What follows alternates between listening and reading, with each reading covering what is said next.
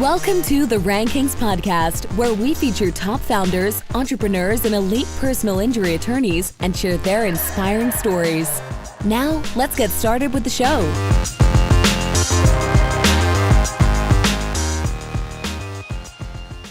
Chris Stryer here, president and founder of Rankings.io. You're listening to the Rankings Podcast, where I feature top business owners, entrepreneurs, and elite personal injury attorneys to share their inspiring stories. Speaking of elite personal injury attorneys, I'm excited because I have Larry Nussbaum on the show today. Larry is the founder of Nussbaum Law Group, a personal injury law firm serving all of Massachusetts statewide. He has earned Expertise's Best Car Accident Lawyers in Boston Award, a super lawyer rating, and is a top 100 national trial lawyer with many other awards and accomplishments. He is an elite personal injury attorney, and I'm excited to have him on the show. Welcome, Larry. Well, thank you. What an introduction.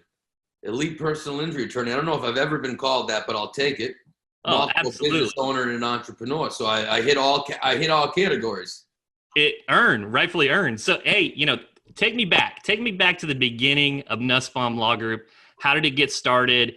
Kind of what was your journey to getting started for Nussbaum? Yeah, so I am a rare breed, and what I mean by that is that when I started my first day at law school, I went to Suffolk Law in downtown Boston. I literally knew that I was going to be a personal injury lawyer when I graduated. Most people that go to law school, they have no idea what they're going to end up doing, and the ones that do normally don't end up doing that. But again, like I said, I went to law school with the intention of, okay, here's what I want to be as a personal injury lawyer. The why on that is a crazy story. But anyways, that's what I wanted to be. So how do I get there? And the answer is, well, you have to go to law school. You got to pass the bar and all that kind of stuff. So for me, that was just a step to where I get. I wasn't the greatest student, but I interned my entire time there. I spent my whole focus on working at law firms. By the time I graduated, I personally would argue that I knew the business better than a lot of actual lawyers. I had the privilege of being able to hang around the owner of a pretty successful personal injury law firm. And so he's who I shadowed for those 3 years. So not only did I learn the law side of it, but I got to go to all the private meetings, and I was for the lack of a better word, I was the plus one on everything. And I learned a lot. And then after law school, I naturally went to work at that law firm. Now, notice I'm not mentioning the law firm. There was a divorce at some point. So I was blessed, and there's two types of lawyers. There's the trial lawyers and the guys in the background, and then there's rainmakers that bring in the case, or there's both. I like to think that I fall into the category of both. I am very capable of handling the files. I get very involved in all of our files, but the blessing, and at the end of the day, no business, nothing to work on. So I was blessed from a very early start that I was a rainmaker. And so I was working at this law firm. I was bringing in at certain points like 50% of the business. And this was not a small law firm. So eventually it became to the point where didn't make any sense I had my own law firm within a law firm. I had almost no choice, in a good way. I had no choice but to open up my own firm. I'll lastly add this. It was a blessing, and I'll never take it away, but most people that I know, and a lot of people that go out on their own, they're taking a huge chance, which I did, but they're going out on their own. They might even just work from home. They might rent a small office. I was blessed to have so many files that I generated that were my own, but I had to go from 0 to 100 overnight and have a staff of, I think I had a staff, it was me and 2 others day one, and very quickly we had to add more, and I had no money to support all this. We had files to work on, but we had no money for the business. So I was blessed to be a rainmaker early on, but when I opened up day one, and we were, a personal injury law firm with 250 files day one. Wow. So it's been crazy ever since, but again, I look at it as a blessing. Yeah, that's impressive. So you nailed on the head. It's very rare to be that intentional. I went to college for business, and then I ended up with a history degree, and now I'm a digital marketer. It's really. Well, I had no natural skills like that to fall back on. Well, so you mentioned it, so I got to ask. So, what was the why? How did you know?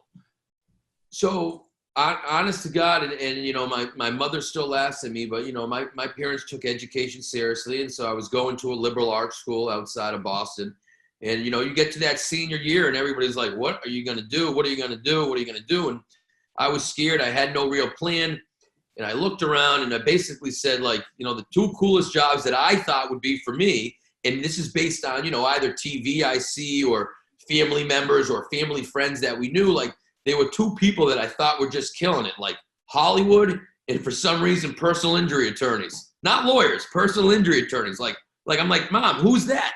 Oh, that he does. What does he do? Oh, wow.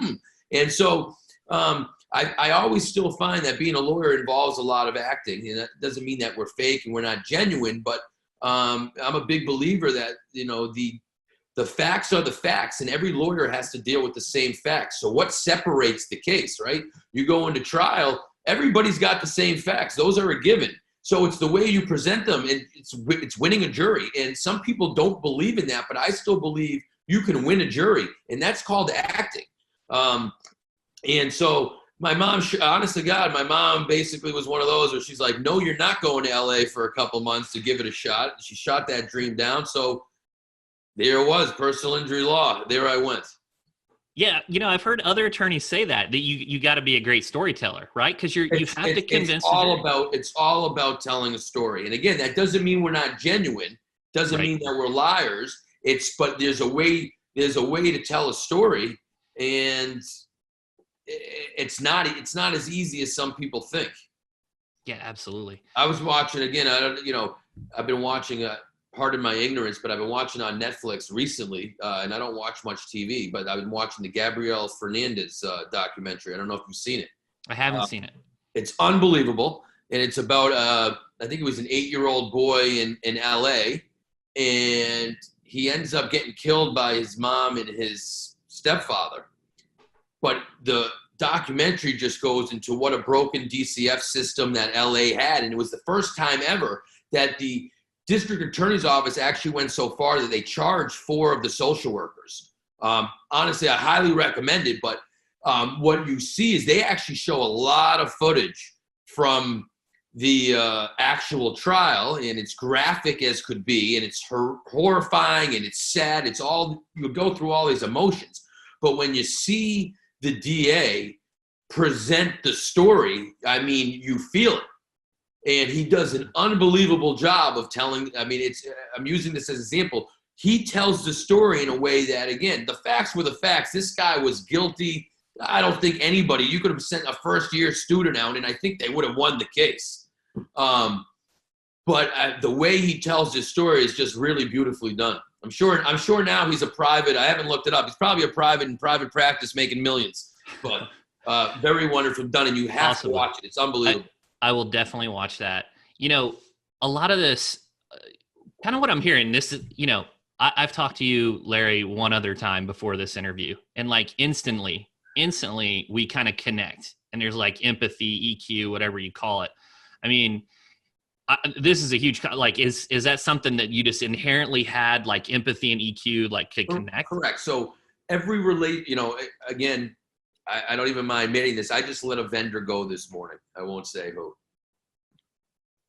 I'm talking to 20 lawyer friends, and they're all like, what are you worried about? This happens every day. Things happen. They work for you. You've been paying them the results. And I'm like, man, I got the owner's cell phone. We see each other at every conference. We joke about sports. I mean, everything I do, everybody I work with, all our clients, I would have a personal relationship with. And again, it's one of those things where I would never change it, and I feel blessed to be that way. But again, there are times, again, people, if you do things by the book, I'll turn away a case and I'll look at my phone at the end of it and 20 minutes in. And lawyers will look at me like, you just wasted 20 minutes on a case that you knew you were turning away 30 seconds in. And it doesn't mean they're not good at what they do. And it doesn't mean they don't care about their client. But I will tell you this, every single one of them ends that call after a minute. I mean, so maybe I'm the worst businessman ever, but yeah, I mean, I'm a social person. How did I get these cases? How was I a rainmaker? It was all this. I go into a restaurant and, without a hesitation. I don't care who's got a billboard up. That server that served on me is going to call me before they call the billboard. Wow, that's so rare, and yeah, I get it. So, it's hard to compete with tech people like you, though. Well, you know what else? Stealing all my cases. well, helping you get more cases, hopefully. So, my next question, when you started the firm and you've got like 100 case files and you care, how difficult, like how does that process go to like hand it off to someone, to delegate it, to make sure it's their baby now? Still, so again, I'm almost 5 years in. I'm about 4.5 years in. Still, the hardest thing that I deal with on a daily basis is delegation. And believe me, I think you know this. I talk to some of the most, foremost experts in the field on this. This is how you scale. This is how you grow. And the answer is you have to let go of certain things. And I've been unable to do that. So to answer your question is I come in on the weekends when nobody's here and I'm on my hands and knees looking at files, writing notes to myself about who I got to deal with on Monday because so I'm very, very involved. Some would say too involved, but again, I still fight that. If I'm losing some profits because I do too much work or I'm too involved, then again, I guess that's not a bad flaw to happen. But I'm trying to find a little bit of a happy medium. And again, on that same note, it's extremely important to hire the right people. Yeah, absolutely. Your people are an extension of you. And again, I think a lot of times, I was listening to a story the other day that the guy had somebody he really wanted to hire, but he went with someone over $10,000 discrepancy. And the statistics will show you, man, you would have made that $10,000 back over the course of a year. You spread that out over biweekly paychecks. You're fighting over like $700. If the employee was really that good, they should make you more money. It's a no-brainer, and that's hard for us business owners. It's hard to lay the money initially, but if you hire the right people, they should pay for themselves and make you money. Yeah, I couldn't agree more, Larry. And one thing I kind of heard you say, and I want to ask about this because this kind of relates to me too, is when I was looking at scaling our agency, it was, hey, do I productize things and scale by volume? Do I make all these standard operating procedures and less ability to iterate, or do I take a lot less and only work with the elite? So it keeps it closer to me because I feel very similar to you. So where I'm going with this is, has that affected like your case selection criteria? Some PI attorneys will take the soft tissue, how's that affected your business in that regard? So I love all my cases more than most. So just in my experience, even from before I opened up, so I've been practicing law now for about 9 years. Were there cases I took my first year that I would never take now? Yes. I mean, that hunger, I'm out of law school. Again, people think you're making, at least in this business, your first year out of law school at a personal injury firm, especially nowadays, you're getting a small base and then it's percentage based and this and that. Hell yeah. If I could find a way to make $1 out of a case, even if by the hour I was losing money, right? Or so I had to put more hours in than it was worth, or more work in than it was worth, or basically take a case that was worth nothing and try to find a way to get the insurance company to give me $1,500. There are some cases now that, again, I would not take, but those are still few and far and in between. I am very aggressive on the cases we take. I believe, again, I understand the scaling model. I have a lot of friends that only handle, these catastrophic cases. I have a little different take on it. Again, I find it hard to be like yes to the easy cases and no to the hard cases. Like, what are you paying me for? Can I get more money on your file? And do I know how to work the file better than the lay person that can handle the case on their own? Yes. But what are you paying me for if I only take the easy layups, right? So I pride myself in taking the hard cases, and believe it or not, some of the shittiest cases that I've ever taken in have had the biggest settlements. And I don't know why. I still to this day don't know why. You get the right insurance company. Hey, my insured is self-insured up to $5 million. They want this over in a week. We'll give you $100,000. You have to sign right now. You give me $100,000. I mean, I thought you were going to fight me to the death on this case. And that's like a true story right there. That was a business choice they made. It was still not a good case, but man, wow. So I still take a lot of stuff. I have a hard time taking the easy stuff and turning away the bad stuff. And then I'm also a big believer that your best referral source is always going to be your current clients and your prior clients. And so I've had many of cases where somebody comes to me and I'm like, why didn't this prior, they went to me third and nobody would take their case. And I'm like, I'm looking and I'm like, why didn't they take it? And then I'm thinking, all right, well, they're thinking that for, we settled this case for $3,000, the fee's $1,000. They must be so rich or so particular that that's just not worth it to them. But there's no issue with the file. So I work my ass off on the file, probably even lose money on the file. But now that person's referred me, their mother, their sister, their brother, somebody had a bad injury in their family, so there was a big hit. So again, I try to help as many people. I try to grow my network as large as I can. I do more than I should probably for free. But again, I truthfully believe in the karma and that it will all come back. Yeah, I love that. Long-term client value. I mean, that one person sends you a good case down the road. I'd also say that you're pretty rare, right? Not many attorneys have your trial experience. So when you go to court all the time, you're going to have the opportunity to get a settlement like that $100K because you're willing to fight it to the death where some people wouldn't. Correct. There is an art to, you have to keep the insurance honest. If they just think that you'll take their first offer, and I've heard stories, hey, the lawyer just took the first offer because they're worried about they making payroll that week, right? So you never want to, and again, I pride ourselves on that. You never want to make any decision on a file based on your own fee on that, right? You shouldn't have to be that reliable. And believe me, there are times where it would be nice to, hey man, I could use that money, but you can't sell the client short, and you have to keep the insurance companies honest. And again, it's one of those things where I'll say, again, I'm blessed. I have a relationship with the insurance company where, again, once they know what I am and what I'm about, and I'm fair. Listen, do I settle cases for $3,000? You better believe I do. But I promise you that I also believe that $3,000 is every penny that case is worth. Do I wish the case was worth more? Yes, but it's not. So that's not me giving up. That's me getting every last dollar. So I think the insurance companies value a lawyer that calls it as it is, right? You can't try to make $1 million case out of every case. I don't talk to the supervisor on every case. If it's like the boy who cried wolf. If you save them for the right moments, they'll take you seriously. It's a tough business out there. Yeah, I like that. So let's jump forward a little bit. So your practice has been, it's very successful, and you found those attorneys that are supporting your vision. Like you've got your integrators that are supporting with your vision.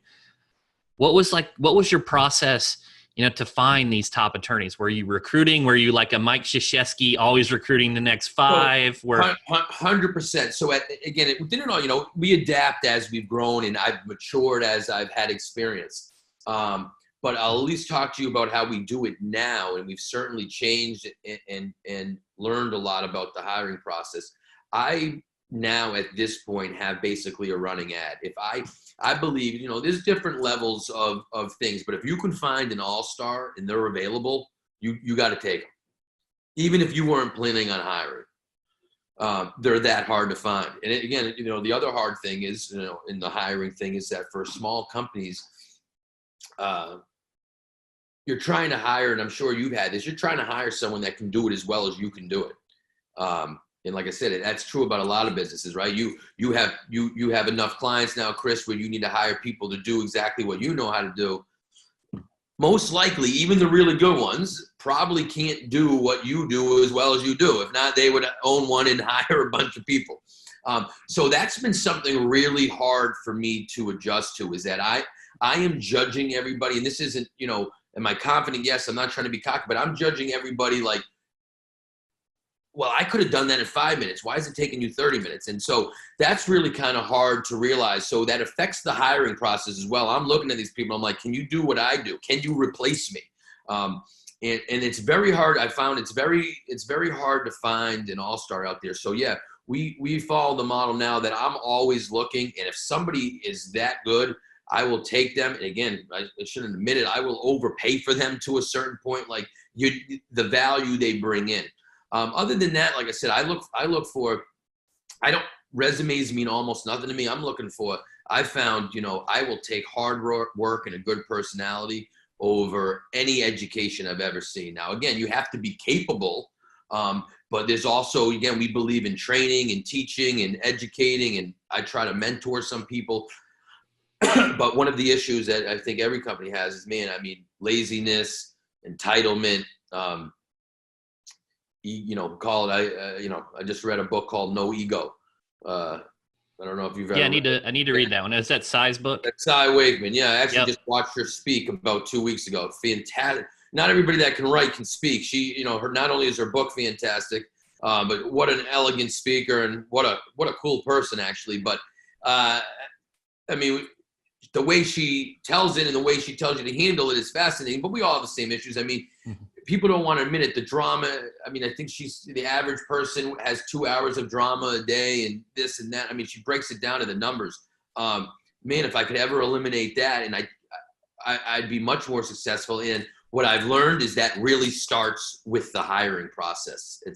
Don't bring in the wrong people and you'll have none of these problems. I couldn't agree more. I went to a conference at Vistage, and I had Jack Daly as a speaker say, he asked everyone how many people were on their recruiting list. And like some people had 3 or 4 or 5. And he's like, he gave the example of Mike Krzyzewski. Like every year, like almost all 5 of their players go to the NBA. I'm not a Duke fan. I'm a UNC fan, by the way. Yeah. But he comes in, next year and has another 5 that, they're putting up 20 wins plus. And every year they're competing. So, you mentioned Cy's book. Calipari pays for them to come in. So. Oh. You didn't go there. That's funny. I did. So, hey, I actually like him. He's a former UMass guy. Yeah. He was. Marcus Camby. Yep. You mentioned he had problems there as well, though. Oh yeah. He's at Memphis too. Yeah. So that's funny. I could talk about basketball for hours. Same here. How about those Celtics? Yeah. Talking about books though, and your mentor, getting back to it, you talked about Cy. What are some of the things that, like, to take your knowledge and transfer that skill set? Are your attorneys accompanying you to conferences? Are you like passing down the books you're reading? Do they have coaches? Like what's going on with the mentorship there? Man, I do things a little bit differently. So it's an organized madhouse in my office. I'm 100% go all the time. And I'm a big believer. Figure it out. And I think Cy Wakeman had this point. And again, like, we talked earlier, I'm very, very, very involved. So somebody comes to me with a problem. I'm used to saying, oh, wow. It took me 10 seconds to solve it. Let's keep it moving. Cy's like, hell no. Figure it out. What would you do? And again, talk it through. So I've been trying to implement that. It's only been about 2 weeks, but I'm a big problem solver. I've learned that. But in terms of so I haven't done as good a job as I want to step back and let people make their own decisions. And again, sometimes that means you got to fall a little bit but if you get back up, you're fine. I have the ability, luckily too, and I've been hesitant to let people fall. So I step in. Cy told me that's the wrong way to handle it. So I'm working on it. But other than that, I'm a big believer. Like I said, if you have questions, come to me. Other than that, I throw you right into the dungeon. Like come in and watch for a day or two and then go do it. I'm also a big believer. I've seen this a lot. It's interesting to me, just kind of something that I've seen with new lawyers. So you just again, we get some young people in, you just graduated law school. It's a great accomplishment. Again, this is no offense to the insurance company, but again, a lot of them are right out of college. Now going to law school makes me no better than anybody. But, this insurance adjuster has been working there for 20 years and the lawyer, hi, yeah, my client. I'm like, Smelling blood in the water. Don't be afraid. You just got a law degree. You're representing the client. You're the lawyer. They're a representative of the insurance company. I mean, go get them. And so I find initially it's really funny. People that have great personalities and are loud outside of the office, they're intimidated at first by like, oh, well, this woman's been at the insurance company for 20 years. Well, I don't know if that's a blessing. Again, and that's no knock. I have a lot of friends in the insurance business, and I have good relationships with it. And again, there's I would work at an insurance company. I have nothing against them. But again, I find that young lawyers are intimidated initially. So I try to get them right in there and let them kind of, our clients, it's hard to deal with clients. Yeah. Right now, let me tell you, the economy's going through a bad time. We're like, I always call it so I can see around Christmas time, we get an extra amount of calls from current clients. When's my case settling? How can I get some money now? We're starting to see that right now. And I always try to explain to my employees, keep in mind who we're dealing with. Can it become a little bit much sometimes? Yes. Are these people in need and you're their only hope? Is that why they're really calling us? Yes. So again, that's where, I come in and I'm saying, listen, it can't just be about handling the file. There's a reason they're calling us. They have no one else to turn to. Now, again, unfortunately, I have to explain to certain people, like, you just got in an accident 2 weeks ago. I'm not a miracle worker. I wish I could do something for you, but your case isn't open. And I give it, you can get a loan on your case. Here's the pros and cons. I try to help somebody as much as I can. But, the client's aggressive, but that's because we're their last call. Larry, and let me be honest here. That's a rare gift. That's empathy. Yeah. Like, you understand what they're going through. Like, not everyone understands that. And after we get off here, I'm going to ask you for a loan. Oh man. The other thing that you said, so the quote that comes to mind is, don't come to me with problems, come with solutions. Correct. Like, what would you do? How would you solve this? I love that. So, hey, one final question. We've been talking a lot about empathy, about, mentorship, recruiting, everything. What are some action steps that attorneys could start doing right now based upon the advice we talked about today? What are some action steps they could take? So for young attorneys, I'm a big believer. Go out into your local neighborhoods. Go out. Listen, I get tired. There are times I don't want to be out. People think, people look at my lifestyle sometimes. Oh, that looks like fun. It's tiring. I'm not getting any younger. But I used to find myself, I was going to all these networking events, fundraisers, and I still do those.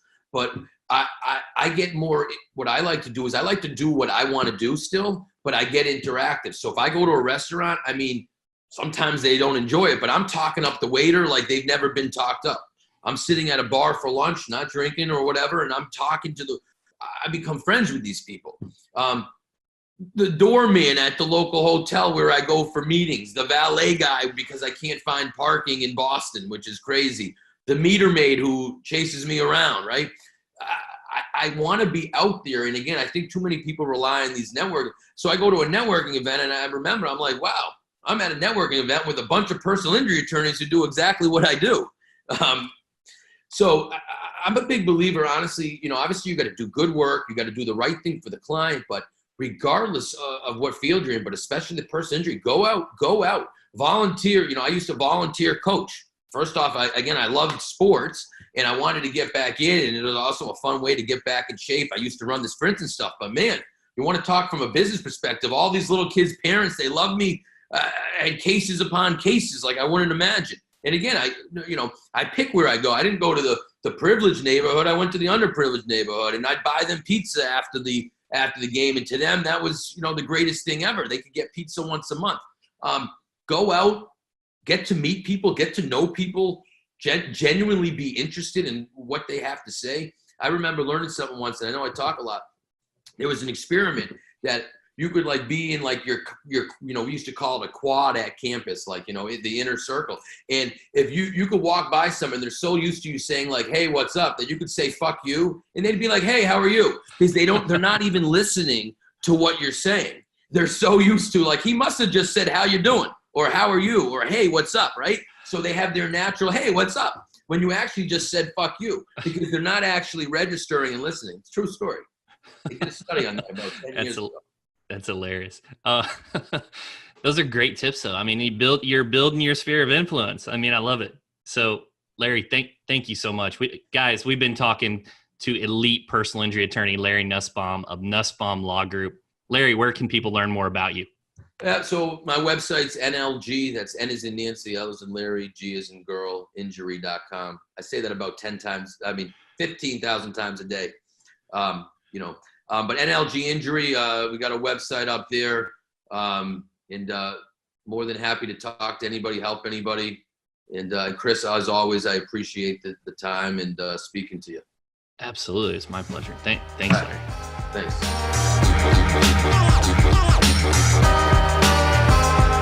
Thanks for listening to the Rankings Podcast. We'll see you again next time, and be sure to click subscribe to get future episodes.